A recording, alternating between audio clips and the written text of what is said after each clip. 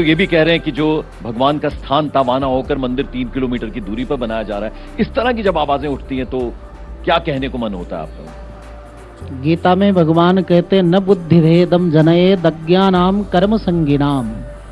जो यथार्थ बात है, सत्य है, उसमें जिम्मेदार लोगों को भ्रम नहीं उत्पन्न करना चाहिए। ऐसे भ्रम की बातें फैला करके उससे लोगों को कष्ट होता है। जहाँ पर राम जी का प्राकट्य हुआ था, जन्म हुआ था, उसी स्थान पर नीचे से ऊपर तक हम लोग तो प्रारंभ से देखे, वहीं पर भगवान का दिव्य भव्य मंदिर निर्माण हो रहा है। आज नहीं, त्रेता युग से, समस्त पुराणों से, वाल्मीकि रामायण से, प्रमाण दृष्टि से वही स्थान है जहाँ पर रामलला विराजमान हो रहे हैं। इसलिए जो ऐसी बातें करते हैं वो केवल भ्रम उत्पन्न करते हैं, उनको ऐसी बातें नहीं करनी चाहिए। रत्नेश जी, आप इसमें कुछ जोड़ना चाहेंगे? फिर मैं दिवाकर जरूर जोड़ना चाहूंगा। ये बयान संभवतः संजय राउत जी ने दिया है। मैं जरूर कहूंगा एक द्वापर के संजय थे जिनके पास दिव्य दृष्टि थी, सब कुछ दिखता था, और एक कलयुग के संजय हैं जो दृष्टिहीन हो गए हैं।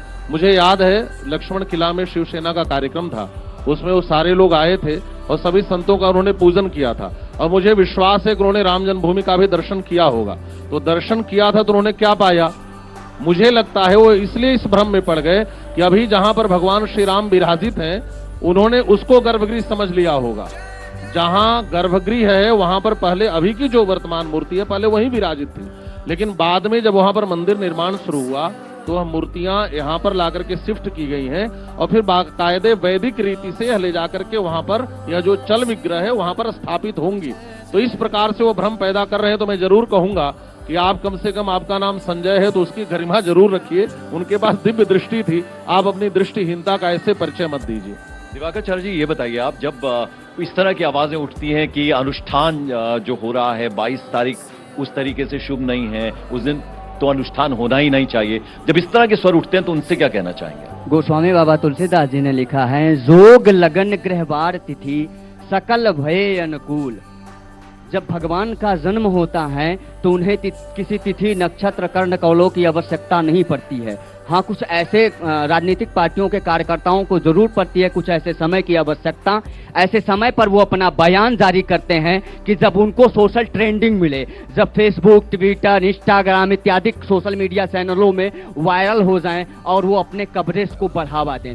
ऐसे महानुभावों से करबद्ध प्रार्थना किया जाता है अयोध्या की भूमि से कि जिस अयोध्या ने रक्त रंजिश देखा है, 500 वर्षों तक सतत संघर्ष देखा है अपने प्रभु श्री राम को पाने के लिए, और राम मात्र कोई एक व्यक्ति नहीं बल्कि जीवन जीने की एक शैली है, जीवन जीने की एक विधा है। हर भारतीय भगवान राम को अनन्य अनन्य पर्यायों से जानता है। राम रमने के लिए जो विवश कर देना वो राम है। और कोई भी भारतीय है, अगर भारतीय है तो बिना राम के उसका जीवन शुरू ही नहीं होता है।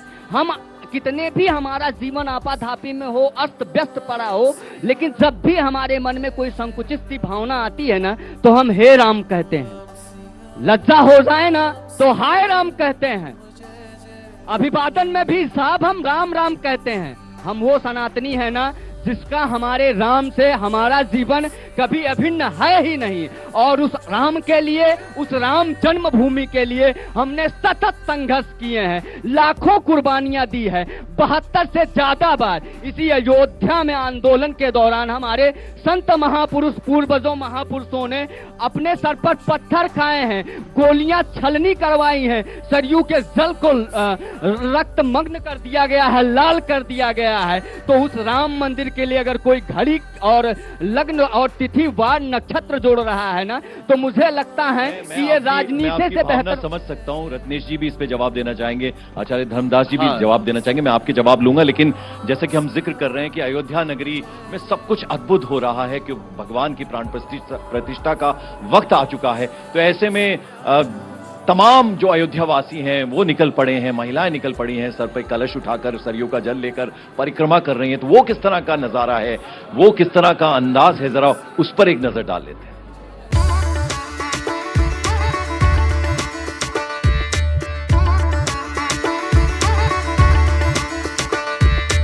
आई गई रघुनंदन सजवा दो द्वार द्वार,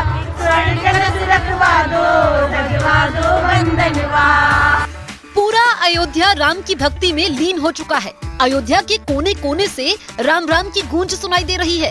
एक ही नारा, एक ही नाम, जय श्री राम, जय श्री राम, जय श्री राम, जय श्री राम, जय श्री राम, जय श्री राम। प्राण प्रतिष्ठा का विशेष अनुष्ठान शुरू हो चुका है। विशेष अनुष्ठान के दूसरे दिन सरयू घाट पर सैकड़ों महिलाएं सिर पर कलश लेकर पहुंची। तो देखिए खूबसूरत महिलाएं और इनके सिर पे कलश और जय श्री राम के जय घोष आप देख पा रहे हैं, क्योंकि अयोध्या में महाअनुष्ठानों की शुरुआत हो चुकी है। सरयू नदी से ये महिलाएं अब ये जो पवित्र जल लेकर आई है, ये श्री राम जन्मभूमि में जाएगा और आज जो शुद्धिकरण और पवित्रीकरण गर्भगृह का होना है, उसके लिए सरयू जल लेकर जा रहे हैं। आप सरयू नदी से आई हैं? हाँ, सरयू नदी जल लेकर आ गई? जल लेकर आ गए प्रभु श्री राम के लिए।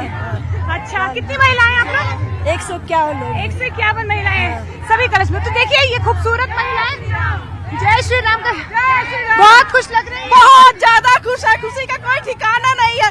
आज मेरा जन्म सफल हो गया। मैंने जो एक कलश यात्रा में भगवान मुझे भागीदार बनाए हैं। अच्छा, बहुत खुश है, बहुत ज्यादा। और कलश में जल लेकर राम जन्मभूमि में जलाभिषेक किया। महिलाओं के मन में राम है, जुबान पर राम है और कई महिलाएं तो ये कह रही हैं कि उनके प्राण राम में बसे हैं। राम देखे सिया को, सिया राम को, जाने दुनिया लड़ी की लड़ी रह गई। प्रभु श्री राम के मंदिर में प्राण प्रतिष्ठा समारोह की शुरुआत हो गई कल से। और आज क्या क्या हो रहा है, मैं इस समय सरयू जी के घाट पर हूँ और यहाँ पर भी देखिए विधि विधान के साथ कलश यात्रा शुरू होने वाली यहाँ से और प्रभु श्री राम के जन्म स्थल तक जाएगी। और ये जो जल जाएगा उसी जल से उनको स्नान कराया जाएगा। 22 जनवरी को पंडित जी लोग यहाँ पर आ गए हैं। राजलक्ष्मी जी, जरा एक बात बताइए आप मुझे, ये जलाधिवास है तो क्या यहाँ ये प्रोग्राम क्या है पूरा, जरा बताइए। ये जलाधिवास भगवान का जब प्राण प्रतिष्ठा मूर्ति होती है तो उनको अन्नवास, जलवास, फलवास और घीवास, घृतवास कराया जाता है, जिसका जलाधिवास कहते हैं। जलाधिवास कल है, उसके के लिए आज अयोध्या की माताएं अपने रामलला के मंदिर के उस भगवान के प्राण प्रतिष्ठा के लिए, उनके जलाधिवास के लिए जल लेके जा रही हैं। सरयू जी से जन्मभूमि तक की कलश यात्रा है। प्राण प्रतिष्ठा की पारंपरिक रूप से तैयारी हो रही है। महिलाएं राम के पथ पर चल पड़ी हैं। राम की नगरी, आध्यात्म की नगरी अयोध्या की सड़कों पर पारंपरिक लिबास में महिलाएं विशेष अनुष्ठान को अंजाम दे रही हैं।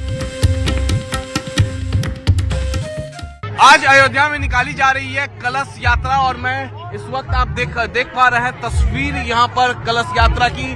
महिलाएं काफी ज्यादा तादाद में कलश यात्रा लेकर निकली हैं।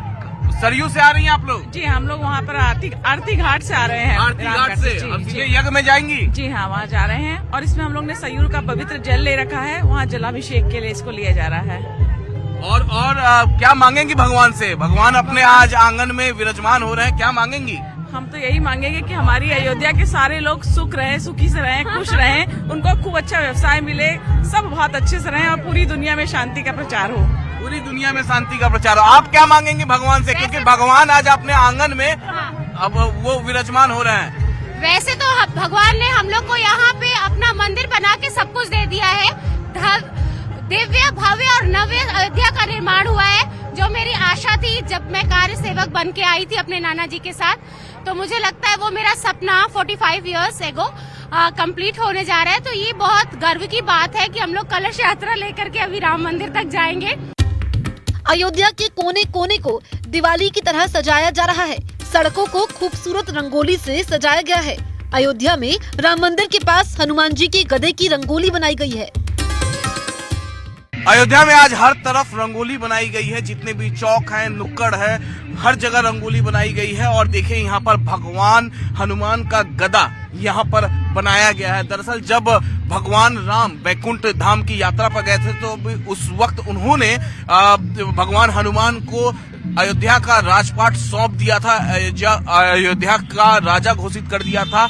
और ये उसी वजह से हर जगह भगवान राम के अलावा अगर हम देखते हैं तो भगवान हनुमान का गदा, भगवान हनुमान की प्रतिमाएं हर जगह पर है। तो इस तरीके से रंगोली से आज पूरे अयोध्या को सजाया जा रहा है, संवारा जा रहा है।